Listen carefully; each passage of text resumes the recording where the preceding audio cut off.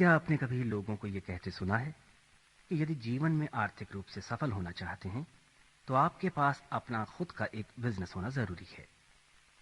हो सकता है आपके मन में हमेशा से खुद अपने बिजनेस का मालिक या बॉस बने रहने की तमन्ना रही हो, या फिर आज के रोजगार की नाजुक हालत को देखते हुए आपके मन में अपनी आय बढ़ाने की और उसे अपने नियंत्रण में रखने की प्रेरणा जगी हो।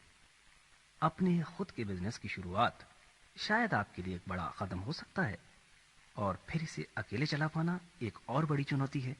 इसमें रिस्क है, जोखिम है। किसी भी बिजनेस को शुरू करने से पहले यह जरूरी है कि आप उसके बारे में सलाह मशवरा या परामर्श जरूर कर लें।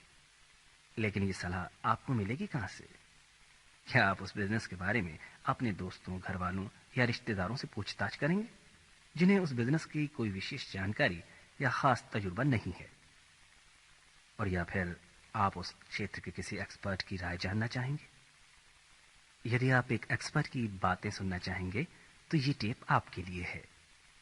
इसमें आप फाइनेंशियल प्लानिंग की दुनिया के सर्वाधिक योग्य व्यक्तियों में से एक माननीय जॉन सेस्टीना की बातें सुनेंगे।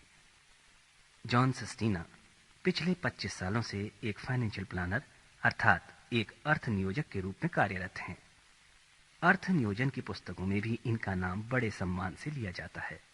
जॉन ने बर्नमार्क, पेंसिल्वानिया से फाइनेंशियल सर्विसेज में मास्टर्स डिग्री प्राप्त की। आजकल वे ओहायो स्टेट यूनिवर्सिटी में फाइनेंशियल प्लानिंग एंड मैनेजमेंट का कोर्स पढ़ा रहे हैं। वे जॉन सेस्टीना एंड कंपनी के प्रेसिडेंट हैं। उनकी ये फर्म व्यावसायिक रूप से व्यक्तिगत अर्थ नियोजन के क्षेत्र में कार्यरत है, और इस फर्म की विशेषता ये है कि ये केवल फीस के आधार पर ही चल रही है, जबकि इस क्षेत्र में पहले कमीशन के आधार पर काम होता था। यूं कहिए कि केवल फीस लेकर काम करने वाली आर्थिक नियोजन की संस्था के वे जन्मदाता हैं। जॉन सेस्टीना की व्यावसायिक उपलब्धियों में उनकी शुरुआत सर्टिफाइड फाइनेंशियल प्लानर के रूप में हुई।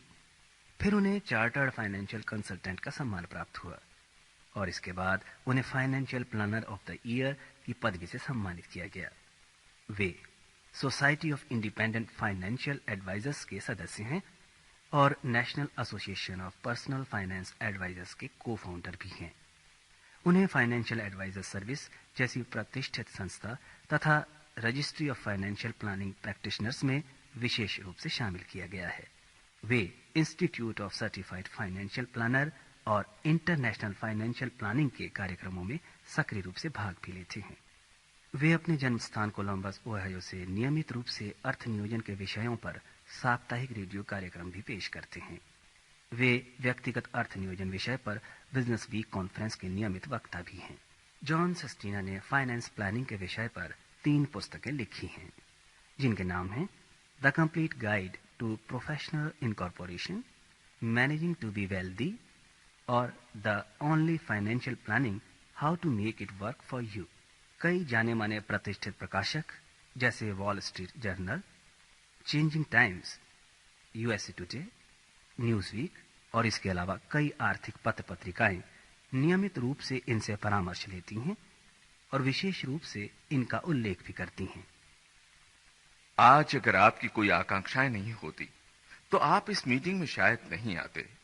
मैं जानता हूं आप बिना किसी मकसद या मतलब से अपना काम छोड़ छाड़ कर यूं ही यहां घूमने नहीं आए हैं।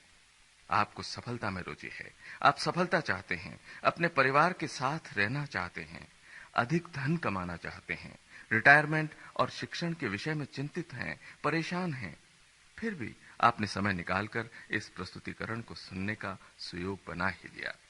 शायद आप इसको अच्छी तरह समझ गए और शायद नहीं भी समझ पाए, लेकिन ये तो निश्चित है कि आप कुछ नया जरूर खोज रहे हैं। आप कॉर्पोरेट जगत में होने वाली छटनी के बारे में तो अवश्य जानकारी पा चुके होंगे। आपको पता है कि आर्थिक रूप से अब कितनी कठिनाइयां बढ़ गई हैं, जबकि आप बहुत परिश्रम कर रहे हैं और साथ ही आपका जीवन साथी भी शायद कार्यरत है। आप अपने भविष्य के बारे में चिंतित हैं और उसके लिए कुछ करना चाहते हैं, और ऐसे में कोई आपको एमवे बिजनेस दिखाता है। जाहिर है आपके दिमाग में कई बातें घूम रही होंगी। उदाहरण के लिए आप जानना चाहेंगे कि क्या वाकई ऐसा कोई बिजनेस है। शायद इसके पहले आपने कोई बिजनेस किया भी न हो, या इतने सारे बिजनेस के विश्लेषण की आवश्यकता भी न पड़ी हो।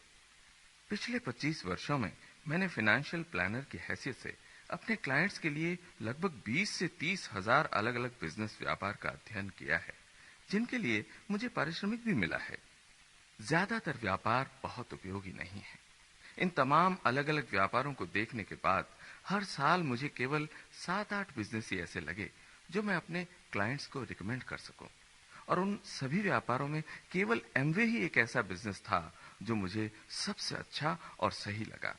आप सोच रहे होंगे कि ये बात मैं इतने विश्वास के साथ कैसे कह सकता हूं। आपको इसके लिए विश्लेषण करना होगा। किसी भी बिजनेस को अच्छी तरह समझने के लिए विश्लेषण का प्रशिक्षण लेना जरूरी है।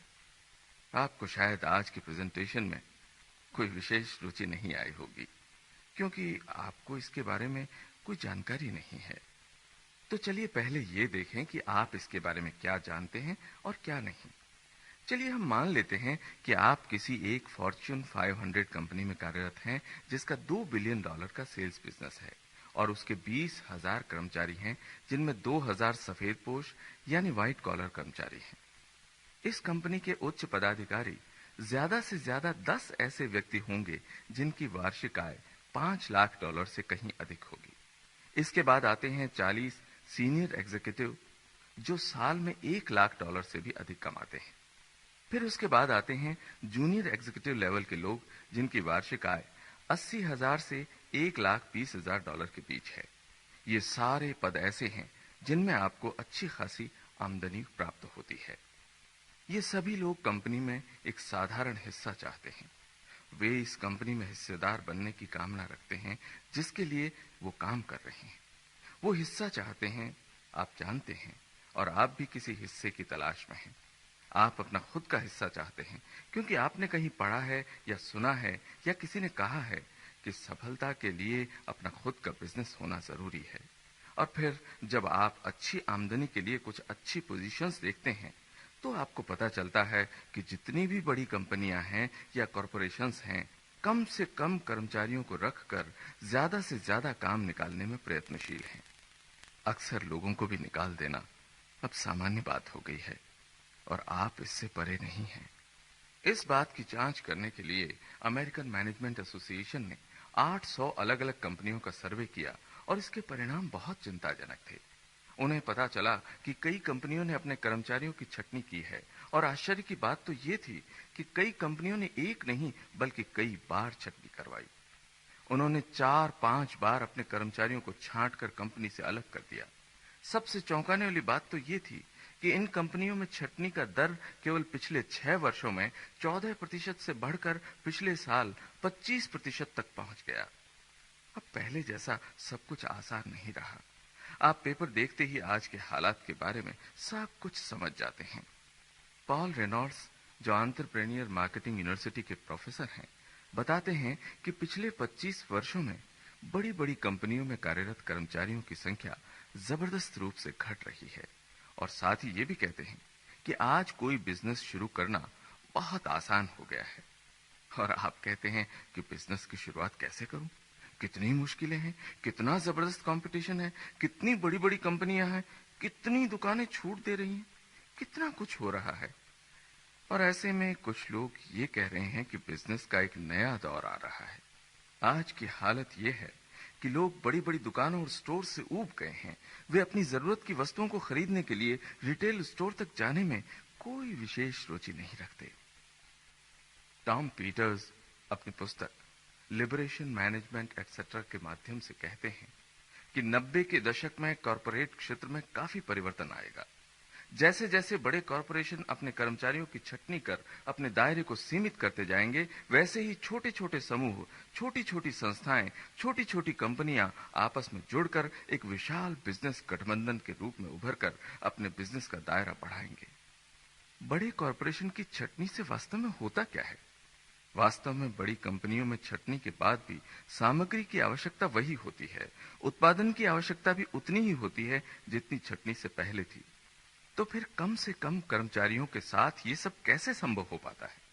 पीटर्स कहते हैं, आज बड़ी कंपनियां छोटी छोटी संस्थाओं और छोटे छोटे कॉन्ट्रैक्टर्स की तलाश में हैं जो उनका सारा उत्पादन अपने यहां कर सके। आज अगर आपको अपना खुद का बिजनेस शुरू करने में कोई रुचि न होती तो आप यहां क्यों आते? तो मुझे पूरा यकीन है कि आप कोई न कोई बिजनेस अवश्य करना चाहते हैं। लेकिन जिस तरह आप आज अपने काम में बिजी हैं, आपके जीवन साथी भी दिन रात कार्यरत हैं, अपने परिवार की जिम्मेदारियां आपके सर पर हैं, तो ऐसे में आपके लिए कोई बिजनेस कर पाना किस तरह मुमकिन है? और यदि है भी, तो आप एक ऐसे बिजनेस की तलाश करेंगे जिसमें कम से कम रिस्क हो। आप अपनी गति के अनुसार बिजनेस सीखना चाहेंगे। आप कोई आर्थिक दबाव भी महसूस नहीं करना चाहेंगे। इस बिजनेस की शुरुआत करने से आप अपना जीवन स्तर भी नहीं गिराना चाहेंगे। वास्तव में अगर आपका ये बिजनेस शुरू हो जाता है, तो आप अपने बॉस को रेजिग्नेशन लेटर थमाने से पहले कुछ राहत की सांस लेना चाहेंगे। इस बिजनेस के बारे में रेडियो, टीवी, न्यूज़पेपर्स और अन्य तमाम सूत्रों द्वारा आपने जो कुछ जानकारियां प्राप्त की हैं, उससे ये बात तो साफ जाहिर है कि किसी भी नए बिजनेस की शुरुआत करने में भारी जोखिम या रिस्क उठाना पड़ता है। आप ये बात अच्छी तरह जानते हैं कि अगर आज आप अपनी नौकरी से इस्तीफा दे दें और अपने पेंशन से लोन लेकर सारा धन और सारा समय अपने नए बिजनेस को चलाने में लगा दें, तो ये कोई जरूरी नहीं कि आपका बिजनेस चल पड़े। आप बिजनेस कैसे चलाएंगे, किन किन बातों का ध्यान रखेंगे? इसके अलावा आपके सामने एक और चुनौती है। आप अपनी कंपनी के प्रति वफादार हैं, अपने पेशे के प्रति वफादार हैं, जिसके अध्ययन एवं प्रशिक्षण में आपने अपनी सारी ताकत लगा दी है। आप अपनी रुचियों को बदलना नहीं चाहते हैं, अपनी कार्यशैली में भी कोई परिवर्तन नहीं चाहते हैं। आप एक क्षेत्र में काम करते हुए दूसरे क्षेत्र के बिजनेस में किस तरह ध्यान दे पाएंगे? इसका मतलब यह है, यदि आप अपने काम के साथ साथ कोई बिजनेस शुरू करेंगे तो आपकी नौकरी जरूर खतरे में पड़ सकती है। यदि आप अपने बिजनेस पर ध्यान नहीं देंगे तो हो सकता है आपके अंदर रुचियों के विरोधाभास से आपसी संघर्ष होने लगे। और यदि आपका नया बिजनेस लेबर से संबंध रखता हो या फिर नॉर्मल बिजनेस के समय होता हो या उसमें यात्रा की आवश्यकता हो या फिर अधिक समय या अधिक ध्यान देने की जरूरत हो, तो आप अपनी रुचियों के आपसी संघर्ष को दूर करेंगे ताकि आपकी नौकरी पर इसका कोई बुरा असर न पड़े। ये सब कैसे होगा? आपको किसी ऐसे बिजनेस की तलाश करनी होगी जिसमें आपको ना अधिक समय देना पड़े, ना अधिक धन का निवेश करना हो, ना अधिक छानबीन या अनुसंधान की जरूरत हो, और ना ही ये बिजनेस आप पर एक दायित्व या बोझ बनकर दबाव डाले। आपको बिजनेस का सामान इकट्ठा करने की जरूरत न हो, अधिक स्टाफ रखने की जरूरत न हो, एक जगह पर स्थित रहने की जरूरत न हो, किसी एक ही वस्तु के व्यापार में फंसे रहने की जरूरत न हो। शायद आप एक अनदेखे, अनसुने बिजनेस की कल्पना कर रहे हैं। एक आदर्श बिजनेस की परिकल्पना आपके दिलो दिमाग में अवश्य होगी। तो हमें सबसे पहले उस बिजनेस की तलाश करनी होगी जो हमारे अनुरूप हो, और फिर ये देखना होगा कि हम किस तरह उसे अपनाते हैं। इसके लिए हमें दो थ्योरी का अध्ययन करना होगा जो एक आदर्श बिजनेस के विषय में जानकारी देती है। उदाहरण के लिए ये सिद्धांत हमें ये बताते हैं कि सर्वाधिक बिकने वाली वस्तु वो है जो संपूर्ण विश्व में प्रयोग की जाती है, न कि केवल एक पड़ोस में, नगर में या एक शहर में। कहने का अर्थ है उसकी उपयोगिता आस पड़ोस में ही सीमित न हो, बल्कि पूरे विश्व में उसकी मांग हो। जैसा कि आपने आज के प्रस्तुतिकरण में देखा, जिसमें प्रस्तुतकर्ता ने इसके अंतर्राष्ट्रीय विकास के अवसर के बारे में जानकारी दी और साथ ही अमेरिका के बाहर विदेशों में इसके वृहद विस्तार के बारे में भी बताया। आप किसी भी आर्थिक पत्र पत्रिका में एमवे की कार्यक्षमता, विकास एवं विस्तार की जानकारी प्राप्त कर सकते हैं। नए उभरते हुए मार्केट्स में इसकी प्रतिबद्धता और आर्थिक कार्यक्षमता का परिचय आपको अवश्य मिलेगा। इस बिजनेस का मार्केट वृहद और विश्वव्यापी है तथा इसकी कार्यक्षमता अथाह है। इस बिजनेस थ्योरी का अगला सिद्धांत यह है कि आपके पास एक ऐसा प्रोडक्ट हो जिसकी मांग हमेशा बनी रहे, जिसका प्रयोग लगातार होता रहे। अगर आप अपनी कंपनी खोलते हैं तो इस बात का आपको विशेष ध्यान रखना होगा। बड़े बड़े मगरमच्छ आपके बिजनेस के तालाब में चारों ओर घूमते हुए दिखाई देंगे।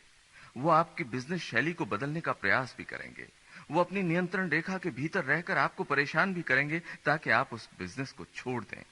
अंततः आपके सारे प्रयासों को विफल करते हुए वो आपको परास्त कर देंगे या फिर आपको खरीद लेंगे। ऐसे में आपके बिजनेस के विकास की संभावनाएं बहुत ही सीमित रह जाएंगी। लेकिन जैसा कि आपने प्रस्तुतिकरण में सुना होगा, एमवे के बहुआयामी उत्पाद हैं। बार बार लगातार इसके उत्पादों की संख्या दिन ब दिन बढ़ती जा रही है। 12 साल पहले जब हम इस बिजनेस में आए थे तो ये सोप बिजनेस कहलाता था, लेकिन आज न जाने इसके कितने अलग अलग उत्पाद और सुविधाएं हैं जिनके बारे में मैं खुद भी नहीं जानता। अच्छा होगा कि इसके लिए आप विवरण पुस्तिका देखें। डो थ्योरी के अगले सिद्धांत के अनुसार आपको बिजनेस के लिए कम से कम मजदूरों की आवश्यकता होनी चाहिए। जितने कर्मचारी कम होंगे उतना ही अच्छा आपका बिजनेस होगा। जब मैंने पहली बार एमवे सुअवसर को देखा तो मुझे इस बात से बड़ी उत्तेजना मिली कि इसमें न तो कोई पार्टनर है और न ही कोई कर्मचारी। यदि आपने खुद का कोई रोजगार नहीं किया है तो शायद आप इस बात को अच्छी तरह न समझ पाएं, और यदि आप भविष्य में एमवे या कोई अन्य बिजनेस भी करें तो मेरी बातों की सराहना अवश्य करेंगे। एमवे सुअवसर में लेबर की कोई विशेष आवश्यकता नहीं है। इसे तो आप अपने जीवन साथी के साथ, यदि वो जीवन के हर काम में साथ दे और यदि न भी दे तो भी अपनी समर्थक टीम के साथ पूरा कर सकते हैं। आपकी सहायता एवं समर्थन के लिए आपकी टीम हमेशा तत्पर रहती है। इसका अगला सिद्धांत है, किसी भी मनुष्य या पशु की निरंतर आवश्यकताओं की पूर्ति अवश्य हो। जब मैंने ये पढ़ा तो ये मुझे बड़ा ही रुचिकर लगा। फिर मैंने एमवे के उत्पादों की ओर गौर किया। हम इंसानों की खाद्य सामग्री बेचते हैं, कुत्तों की खाद्य सामग्री बेचते हैं, हम कॉस्मेटिक्स और प्रसाधन सामग्री बेचते हैं, हम ऑटोमोबाइल्स बेचते हैं, तेल बेचते हैं और इसके अलावा न जाने कितने प्रोडक्ट एमवे आपके घर तक पहुंचाती है।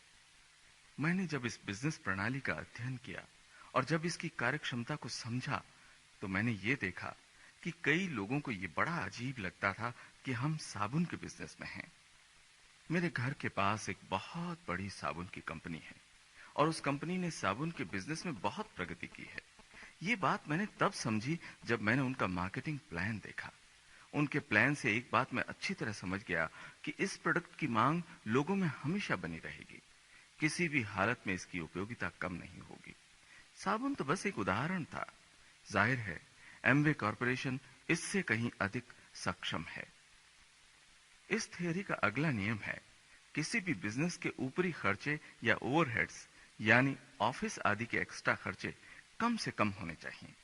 यहां पर तो आपको इस बात से कोई चिंता ही नहीं होनी चाहिए, क्योंकि एमवे का सारा बिजनेस घर से ही संचालित होता है। आपको घर से बाहर निकलने की आवश्यकता नहीं, लोन या बॉन्ड भरने की जरूरत नहीं, पट्टा या लीज की जरूरत नहीं। आपको अपने बिजनेस या अपना खुद का इंश्योरेंस या बीमा करवाने की जरूरत नहीं। आजकल के बिजनेस की तमाम आर्थिक वचनबद्धता तथा बंधनों से आप पूरी तरह मुक्त हैं। डो बिजनेस सिद्धांत का अगला नियम है, आपका उत्पाद ऐसा हो जिसे आपके कॉम्पिटिटर या प्रतिद्वंद्वी नकल न कर सकें और न ही उसे अपने यहां बना सकें। इसका मतलब है आपका अपना उत्पाद ओरिजिनल हो। क्या एमवे अपने उत्पादों का निर्माण स्वयं करती है? जी हां, एमवे के सारे प्रोडक्ट ओरिजिनल हैं जिनका उत्पादन एमवे खुद करती है। एमवे का SA8 उत्पाद आज दुनिया के बेहतरीन डिटर्जेंट उत्पादों में से है, और इसके अलावा जो भी उत्पाद एमवे स्वयं निर्मित करती है उसकी सर्वोच्च गुणवत्ता के बारे में तो कोई प्रश्न ही नहीं उठता। इस बिजनेस का एक विशेष गुण है जो और किसी बिजनेस में नहीं है, और वो है इसका मार्केटिंग प्लान, जो किसी के लिए भी नकल कर पाना असंभव है। मैंने हजारों मल्टी लेवल कंपनियों को बड़े करीब से देखा है, क्योंकि यही मेरा काम है, लेकिन उनमें से एक में भी वो बात नहीं देखी जो इसमें है, और वो अद्वितीय है। वो है एमवे कंसेप्ट, यानी हमारी संकल्पना या हमारी विचारधारा। जब आप एमवे बिजनेस को करीब से देखते हैं तब आपको इसकी पर्यावरण सुरक्षा की नीति के बारे में ज्ञान होता है। हम आज पर्यावरण और उसकी सुरक्षा के बारे में बातें सुन रहे हैं, लेकिन कई वर्ष पहले ही एमवे के मालिक पर्यावरण सुरक्षा के लिए वचनबद्ध हो गए, और शायद इसी का परिणाम है कि संयुक्त राष्ट्र संघ ने एमवे कॉरपोरेशन को पर्यावरण सुरक्षा के लिए स्वर्ण पदक प्रदान किया। मैं समझता हूं इस बिजनेस के अनूठेपन का कारण यह भी है कि इसकी शुरुआत इसी मकसद से की गई है कि लोगों को ईमानदारी से इस बिजनेस से लाभ मिल सके ताकि वो एक बेहतर जीवन जी सकें। वैसे तो आजकल यहाँ कई ऐसी योजनाएं चल रही हैं जो आपको रातों रात धनवान बना देने की बात करती हैं। हम ऐसी योजनाओं में बिल्कुल विश्वास नहीं रखते, क्योंकि हमें पता है कि धन कहाँ-कहाँ खर्च होता है और कहाँ-कहाँ बचाया जा सकता है। आज उत्पादन के क्षेत्र में धन बचाया जा सकता है, और मैं एमवे की उत्पादन क्षमता को देख चुका हूं। इनकी कार्य क्षमता अविश्वसनीय है। रिच डेवॉस, देव और एंडल की दार्शनिक दृष्टि ने इस बिजनेस को अद्वितीय बना दिया है। उनका मानना है कि यदि आप किसी की मदद करते हैं तो आपकी मदद भी कोई अवश्य करेगा, और यही सिलसिला आपकी लाइन ऑफ स्पॉन्सरशिप यानी प्रायोजक कड़ी के साथ जारी रहता है। ये बिजनेस बेजोड़ है। इसकी कार्यप्रणाली या इसकी वितरण प्रणाली या बिजनेस कॉन्सेप्ट या इसकी बिजनेस फिलॉसफी किसी चीज की नकल नहीं की जा सकती। ये रिच डेवॉस, देव और एंडल की अनूठी फिलॉसफी है, जिसमें वे आपको सफल देखना चाहते हैं। ये दर्शन तब तक सफल नहीं होगा जब तक आप दूसरों की सफलता की कामना न करें। इसके अलावा जो लोग भी इस तरह का व्यापार कर रहे हैं, वो केवल एमवे की झूठी नकल करने में लगे हैं। इस बिजनेस का अगला आदर्श नियम है कि इसमें आपको बहुत सारी धनराशि लगाने की जरूरत नहीं। मुझे याद है जब मैंने पहली बार प्लान देखा तो मुझे इतने कम खर्च में बिजनेस शुरू करना बड़ा मुश्किल लगा। मैंने इतने सस्ते ढंग से किसी बिजनेस की शुरुआत नहीं की थी।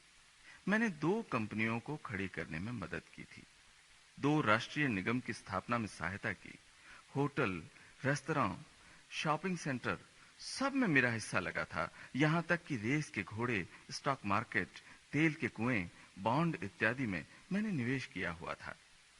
ये मेरे लिए बड़ी आम बात थी कि यदि किसी बिजनेस में विशेष सफलता प्राप्त करनी होती तो मुझे उस बिजनेस में लाखों डॉलर्स का निवेश करना होता था।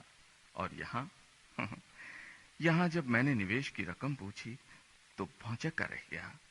मुझे विश्वास ही नहीं हुआ कि इतनी कम रकम में भी बिजनेस किया जा सकता है। इसलिए कभी अपनी संभावित आमदनी का इस बिजनेस के छोटे से निवेश से अंदाजा मत लगाइए। रिच डिवॉस, डेव और एंडल के बुद्धि कौशल का परिचय इस बात से भी मिलता है कि वो चाहते थे कि ये बिजनेस हर एक व्यक्ति के लिए उपलब्ध हो, चाहे वो किसी भी जाति, धर्म, व्यवसाय या राष्ट्र का हो। अवसर सबके लिए बराबर हों, चाहे वो किसी भी शिक्षण स्तर, सामाजिक स्तर या आर्थिक स्तर पर हो। इस बिजनेस में किसी भी प्रकार का कोई भेदभाव नहीं है और ना ही उनसे उपजने वाली कोई समस्या है। इस बिजनेस की अगली विशेषता है कि ये एक ऐसा बिजनेस है जो केवल नकद पर चलता है। इसमें उधार का कोई स्थान नहीं है। जो लोग किसी न किसी व्यापार में लगे हैं, वे इस बात को अच्छी तरह समझते हैं, क्योंकि आपके व्यापार का बहुत सारा धन दूसरों की तिजोरी में बंद रहता है और आपके पास केवल खाते में कुछ संख्याएं लिखी रहती हैं। जब कई हफ्तों के अथक प्रयास के बाद ये बाकी पैसा आपके पास आता है, तो पहले आपको उसमें से अपने कर्मचारियों की तनख्वाह देनी होती है, फिर दुकान या जगह का भाड़ा किराया चुकाना होता है, फिर इंश्योरेंस कंपनी का प्रीमियम भरना होता है, ट्रकों या ट्रांसपोर्ट का पैसा देना होता है, कंप्यूटर खरीदना होता है, और पता नहीं ऐसे न जाने कितने खर्च होते हैं जो आपके व्यापार में आपको करने होते हैं। और फिर जो कुछ इन सब से बच पाता है वो सरकारी टैक्स में चला जाता है। यानी आपका ज्यादातर लाभांश आपकी किताबों में ही दिखाई देता है। लेकिन यहाँ एमवे बिजनेस में आपको उस व्यक्ति की चिंता करने की जरूरत नहीं जिसने आपका उत्पाद या सुविधा खरीदा हो, क्योंकि यहाँ पर सब कुछ नकद है। मैं जानता हूं आपके व्यापार में कितनी बार ऐसा होता है कि आपके उत्पाद और सुविधाओं का लाभांश तो दूर रहा, आपका खरीद मूल्य भी नहीं मिल पाता। तो आपका बिजनेस कैश का होना चाहिए। आपके बिजनेस का अगला आदर्श नियम है कि आपका बिजनेस सरकारी और औद्योगिक नियमों से परे हो। इसमें कोई कानूनी अड़चन या कोई रुकावट न हो।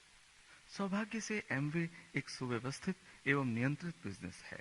सौभाग्य से मैं इसलिए कह रहा हूं कि यदि आप अपना होमवर्क अच्छी तरह करेंगे तो आपको पता चलेगा कि एमवे ने ही एक अस्त व्यस्त और अनियंत्रित ढंग से हो रहे व्यापार को नियंत्रित किया है और इस बिजनेस को सही दिशा देने की कोशिश की है। आज मुझे एमवे बिजनेस की प्रभावकारी कार्यप्रणाली को देखते हुए कभी किसी वकील या कानूनी सलाह की कोई जरूरत नहीं पड़ी। एक आर्थिक नियोजक की हैसियत से वकीलों के साथ हमेशा से मेरा वास्ता रहा है। मैं लोगों को अलग अलग बिजनेस की सलाह देता रहता हूँ और यहाँ मुझे इस बात का ख्याल भी रखना पड़ता है कि कहीं मेरी कही गई कोई बात मुझे जेल न पहुंचा दे। सौभाग्य से एमवे स्वयं वकीलों तथा कोर्ट कचहरी के मामले निपटाती है, इसलिए मुझे इन पर कोई खर्च नहीं करना पड़ता है। अगली अहम बात जो हर आदर्श बिजनेस में होनी चाहिए वो है स्थानांतरण की क्षमता, यानी आपका बिजनेस एक जगह से दूसरी जगह ले जाया जा सके। मुझे इस बात की विशेष खुशी है, मैं आज दुनिया के किसी भी कोने में बैठे बैठे अपना बिजनेस चला सकता हूँ। मुझे न तो किसी ट्रक की जरूरत है, न 10,000 स्क्वायर फीट के ऑफिस या गोडाउन की। मैं यहीं कोलोराडो के रेस्टोरेंट में बैठे बैठे एक कॉकटेल नैपकिन पर भी अपने बिजनेस की बातचीत कर सकता हूँ। मुझे अपना पूरा प्रेजेंटेशन देने की जरूरत नहीं, कोई स्टाफ मीटिंग करने की जरूरत नहीं। ये एक सरल बिजनेस है, लेकिन आप इसकी सरलता पर न जाएं, क्योंकि जब आप अपना होमवर्क करेंगे तो आपको पता चल जाएगा कि शुरू में हर अच्छी चीज सरल लगती है, लेकिन उतनी सरल नहीं होती जितनी लगती है। फिर भी आप जब चाहें जाएं, जब चाहें बिजनेस करें, कोई बंदिश नहीं है।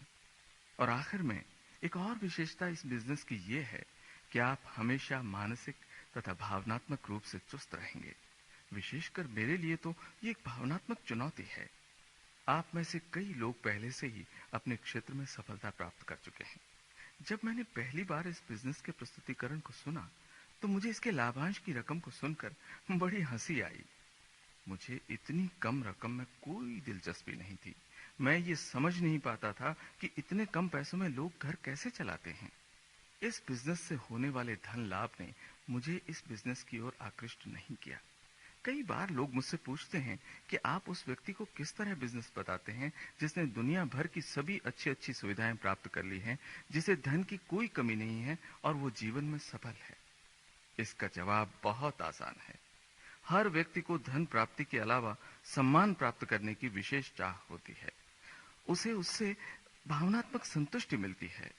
यदि आप सफल हैं तो आप अपनी सफलता को विस्तृत करें, उसे और फैलाएं, लोगों में बांटें। मैंने अपने आर्थिक नियोजन के बिजनेस में अपनी ओर से काफी कुछ किया है। मैंने नेशनल लॉ ऑर्गेनाइजेशन का निर्माण किया, किताबें लिखी और कई ऐसी परियोजनाओं के साथ जुड़ा जिससे मुझे आत्मसंतुष्टि मिली। लोग अपनी सफलता को दूसरों में क्यों बांटेंगे? क्योंकि वो चाहते हैं कि उनके अनुभव से लोगों को सीख मिले, प्रेरणा मिले। आज मैं एमवे बिजनेस की और तमाम बिजनेस के साथ जब तुलना करता हूं तो मुझे ये दुनिया के सर्वश्रेष्ठ बिजनेस में से एक लगता है। यदि आपने इस बिजनेस को देखा है और यदि ये बिजनेस आपको सही ढंग से दिखाया गया है और यदि आप इस कैसेट को ध्यान से सुन रहे हैं तो कोई न कोई बात आपको अवश्य अच्छी लगी होगी। अब चूंकि मैं आपके सामने नहीं हूं, आपके पास नहीं हूं, तो ये नहीं बता सकता कि ऐसी कौन सी बात है जो आपके दिल को छू गई। इसके लिए आप अपना होमवर्क अच्छी तरह कर लें, अपने बारे में खोजबीन कर लें, अपनी स्थिति को अच्छी तरह पहचान लें। हो सकता है आपको इस बिजनेस का प्रस्तुतिकरण फिर देखना हो, कोई बात पूछनी हो, समझनी हो। मुझे पता है आप बुद्धिमान हैं, मैं भी अपने आप को यही समझता था, पर जब मैंने इसके प्रस्तुतिकरण को पहली बार सुना तो कुछ भी समझ नहीं आया। फिर मैं दूसरी और तीसरी बार बिजनेस प्रेजेंटेशन में शामिल हुआ तो मुझे थोड़ा थोड़ा ज्ञान हुआ कि आखिर ये बिजनेस है क्या। आपको एक दो मीटिंग में शामिल होकर ये देखना होगा कि लोग प्रशिक्षित कैसे होते हैं, इसके उत्पाद कहां से आते हैं, वितरण कैसे होता है। आपके मन में इस तरह के तमाम प्रश्न उठते होंगे और आपको उनका जवाब खोजना जरूरी है। लेकिन मैं आपको यहाँ ये भी बता दूं कि कोई आपको अपने पास 10-12 घंटे बिठाकर आपके एक एक सवाल का जवाब नहीं देगा। इसे समझने में समय लगेगा, आपको इसे सीखने में अपने समय का निवेश करना होगा, मीटिंग में शामिल होना होगा, टेप सुनने होंगे, उत्पादों का प्रयोग कर उनकी जांच करनी होगी, प्रश्न करने होंगे, जवाब खोजने होंगे। बिजनेस के बारे में पता करने के लिए उन लोगों के बारे में जानकारी लेनी होगी जो इसमें संलग्न हैं। मेरा कहना है कि मैं अच्छे लोगों के साथ खराब बिजनेस संबंध रखना ज्यादा बेहतर समझता हूं बनिस्बत इसके कि मैं खराब लोगों के साथ अच्छे बिजनेस संबंध कायम करूं। यदि मैं आपकी जगह होता तो पहले उन लोगों का पता लगाता जो इस बिजनेस में सफलता प्राप्त कर रहे हैं, जिन्हें बिजनेस का सही तरीका मालूम है, और उनसे अपने सारे प्रश्नों के उत्तर मांगता। तो अब आपके पास बहुत सारा काम हो गया है। ये बस आपकी शुरुआत होगी। आप शायद उत्तेजित हो गए हों जैसे मैं हुआ था, लेकिन आप अपनी उत्तेजना के बारे में किसी को बताना नहीं चाहेंगे, और ये बिल्कुल ठीक है। जरा सोचिए, आपने जो प्रस्तुतिकरण देखा है, कहीं यही आपके प्रश्नों का हल तो नहीं? आप इस बिजनेस से वो सब कुछ प्राप्त कर सकते हैं जिनकी आपको तमन्ना है। आप इस बिजनेस को अच्छी तरह जांचिए, परखिए, और एक दिन यहाँ मंच पर आकर मुझसे अवश्य मिलिएगा। अभी हमने विश्व के जाने माने आर्थिक विशेषज्ञ जॉन सेस्टीना द्वारा बिजनेस के विषय में महत्वपूर्ण जानकारी प्राप्त की। हमें आशा है इनके आर्थिक विषय के ज्ञान और अनुभवों से आपको अवश्य लाभ हुआ होगा। एमवे बिजनेस की अधिक जानकारी के लिए आप उस व्यक्ति से संपर्क करें जिसने आपको ये टेप दिया है।